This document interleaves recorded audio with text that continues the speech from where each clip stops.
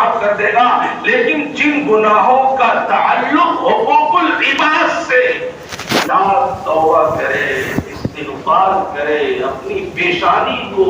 سجدے میں رگڑ رگڑ کر اللہ سے معافی مانگے، توبہ استغفار کرے، جب تک صاحب حق اس حق کو معاف نہیں کرے گا اس وقت تک معافی نہیں۔ اس کے حوالے سے ایک حدیث آقا نامدار کالی کملی والے حضرت سید الکونین علیہ السلام کی سنانا چاہتا ہوں۔ یہ حدیث حضرت ابو ہریرہ رضی اللہ تعالی عنہ سے ہے۔ فرماتے ہیں نبی کریم صلی اللہ علیہ وسلم نے ارشاد فرمایا اتدرون ما المفلس؟ قالوا المفلس من لا درهم له ولا متاع، فقال ان المفلس من امتي يأتي يوم القيامة بصلاة وصيام وزكاة ويأتي قد شتم هذا وأكل هذا وسفك دم هذا وضرب هذا، فيعطى هذا من حسناتي وهذا من حسناتي، فإن فنيت حسناته قبل أن يقضى ما عليه أخذ من خطاياهم فطرحت عليه ثم طرح في النار، أو كما قال عليه الصلاة والسلام۔ ایک مرتبہ صحابہ کے مجمع میں نبی کریم صلی اللہ علیہ وسلم نے ارشاد فرمایا، صحابہ کو مخاطب کر کے فرمایا اتدرون ما المفلس؟ تم جانتے ہو کہ مفلس اور کنگال کون ہے؟ صحابہ نے اپنے اعتبار سے جواب دیا، کہا کہ المفلس فینا من لا درہم لہ ولا متاع۔ صحابہ کرام نے اپنے انداز میں ہم اور آپ جس کو مفلس سمجھتے ہیں، جس کو کنگال سمجھتے ہیں، جس کو قلاش سمجھتے ہیں، نبی کریم صلی اللہ علیہ وسلم کو صحابہ کرام نے جواب دیا کہ ہم میں مفلس وہ ہے جس کے پاس روپیہ پیسہ اور گزرانے زندگی کا سامان نہ ہو۔ ہم سے بھی سوال کیا جائے گا تو ہم بھی کیا کہیں؟ بھئی جس کے پاس روپیہ پیسہ اور گزرانے زندگی کا ساز و سامان نہ ہو مفلس ہے۔ تو صحابہ نے اپنے اعتبار سے جواب دیا کہ ہم میں مفلس وہ ہیں جس کے پاس روپیہ پیسہ درہم و دینار گزرانے زندگی کا ساز و سامان نہ ہو۔ صحابہ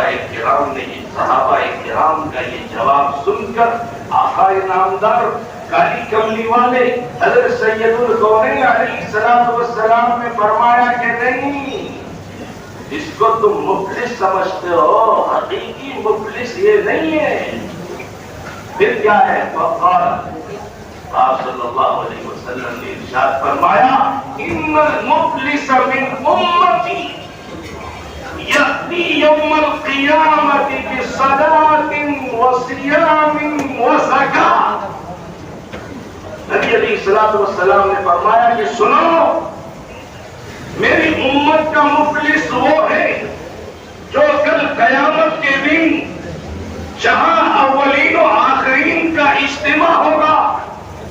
اس وقت اللہ تبارک و تعالیٰ ایک ایسے شخص کو حاضر کرے گا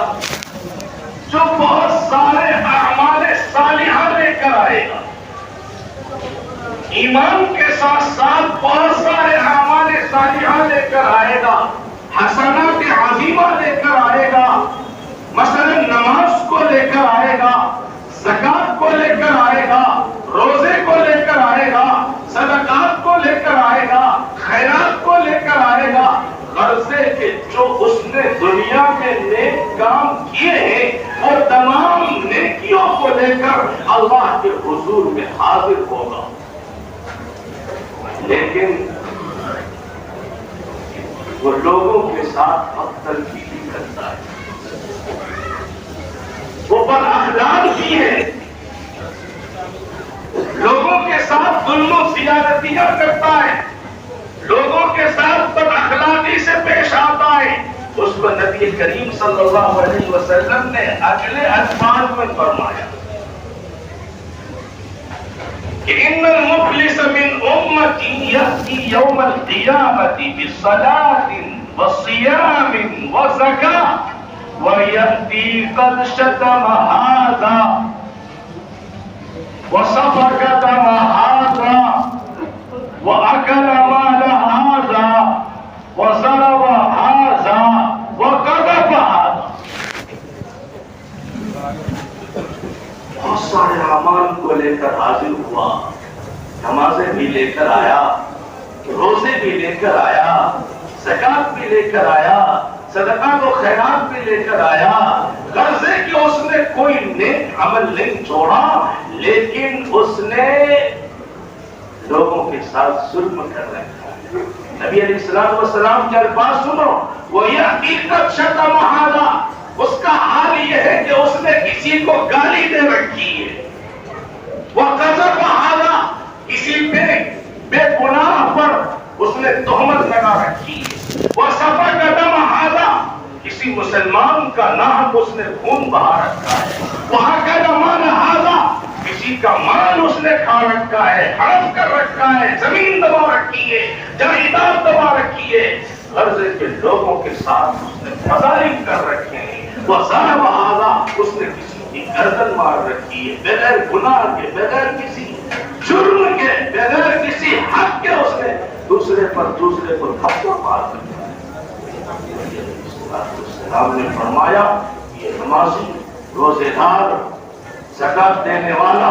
صدقات و خیرات کرنے والا، حج اور عمرے کرنے والا جب آئے گا تو وہ ان اعمال صالحات کے ساتھ ان مظلومین کو بھی جمع کیا جائے گا، جس کو اس نے تھپڑ مار رکھا ہے، اس نے مال کھا رکھا ہے، جس کو اس نے گالی دے رکھی ہے، جس کو اس نے تہمت لگا رکھی ہے، جس پر اس نے اور دیگر کوئی مظالم کر رکھے ہیں، ان تمام لوگوں کی بھی حاضری غرض ہے کہ یہ شخص بھی حاضر ہوگا، اور جس کے ساتھ اس نے زیادتی کر رکھی ہے، جس کے ساتھ اس نے مظالم کر رکھے ہیں، وہ سب کے سب حاضر ہوں گے۔ پھر کیا ہوگا؟ آقا کا فرمان دیکھو، وَيُعْطَى هَذَا مِنْ حَسَنَاتِهِ وَهَذَا مِنْ حَسَنَاتِهِ، ان مظلومین کو ان کی نیکیوں سے بدلہ دلایا جائے۔ یہ بندہ جو نیکیاں لے کر آیا ہے اور ساتھ ہی ساتھ اس نے دنیا میں مظالم کر رکھے ہیں، زیادتیاں کر رکھی ہیں، ان تمام مظلومین کو ان کی نیکیوں سے بدلہ دیا جائے گا۔ وَيُعْطَى هَذَا مِنْ حَسَنَاتِهِ وَهَذَا مِنْ حَسَنَاتِهِ۔ پھر اسی پر بس نہیں کہ ان تمام مظلومین کو اس کی تمام نیکیوں سے بدلہ دلایا گیا، اسی پر بس نہیں، آقا نامدار کا فرمان سنو، کالی کملی والے حضرت نبی کریم صلی اللہ علیہ وسلم کا فرمان سنو، آقا فرماتے ہیں وَإِنْ بَنِيَتْ حَسَنَاتُهُ قَبْلَ أَنْ يُقْضَى مَا عَلَيْهِ، بدلہ دلایا گیا، لیکن ان مظلومین کے حقوق کی تلافی نہیں ہو سکتی، اور اس بندے کی نیکیاں ختم ہو گئی۔ وَإِنْ بَنِيَتْ حَسَنَاتُهُ، بس اگر اس کی نیکیاں ختم ہو جائیں، قبل ان یقضى ما علیہ، قبل اس کے کہ ان حقوق اور مظالم کو ادا کیا جائے، ان کا چکتا کیا جائے جو اس بندے پر ہے، اس سے پہلے اس کی نیکیاں ختم ہو، کیا کیا جائے؟ اخذ من خطایا، ان مظلومین کے گناہوں کو لے کر وطرحت علیہ، اس کے سر پر اس کے نام اعمال جو گناہوں کو بھائی آقا نامدار کالی کملی والے کا فرمان سنو، وَإِن فَنِيَتْ حَسَنَاتُهُ قَبْلَ أَن يُقْضَى مَا عَلَيْهِ، کہ ان کو بدلہ دلایا گیا، مظلومین کو ان کی نیکیاں لے کر دے دی گئی، لیکن پھر بھی ان مظلومین کے حقوق اور مظالم باقی ہیں اور اس کی نیکیاں ختم ہو گئی۔ پھر کیا کیا ہے؟ ان مظلومین کے بھی کچھ نہ کچھ دنیا میں گناہ ہوئے ہوں گے، تو اخذ من خطایاہم، ان مظلومین کے گناہوں کو لے کر فطرحت علیہ، اس شخص پر، اس نمازی اور ظالم پر، اس روزے دار اور ظالم پر، اس زکات دینے والے اور ظالم پر، اس خیرات کرنے والے اور ظالم پر، اس صدقات کرنے والے اور ظالم پر، اس حج کرنے والے اور ظالم پر، ان تمام مظلومین کے ظالم اور جن کے حقوق مارے گئے ہیں، ان کے گناہوں کو لے کر طرحت علیہ، اس شخص پر وہ گناہ ڈال دیے جائیں۔ پھر کیا ہوگا؟ وہ سب مظلومین اس کی نیکیاں لے کر جنت میں چلے جائیں گے، ثم طرح فی النار، پھر اس شخص کو جہنم میں ڈال دیا جائے۔ بھائیو، غور کرنے کا مقام ہے، آقا کے اس فرمان پر عمل کرنے کا مقام ہے کہ خدا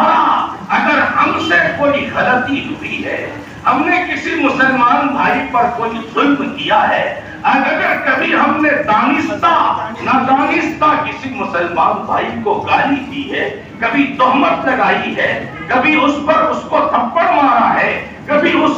کا مال ہم نے حرام کیا ہے، چاہے جس اعتبار سے ہو، میرے بھائیوں اگر ایسی غلطی کسی مسلمان بھائی سے ہو گئی ہے تو یہ دنیا ہے، یہاں ان سے معافی طلبی کرو۔ ایک وقت آئے گا کہ ہمیں معافی طلبی کرنے کا موقع نہیں ملے گا، اور ہم اللہ کے حضور میں توبہ و استغفار کریں گے، لیکن اللہ کی طرف سے معافی نہیں ملے گی، کیونکہ اس کا تعلق حقوق العباد ان سے ہے، حقوق العباد۔ اس لیے میرے بھائیوں، اللہ تبارک و تعالی میری زبان سے جو ٹوٹی پھوٹی باتیں کہلوائی ہیں، اللہ مجھے بھی اور آپ سبھی حضرات کو عمل کرنے کی اور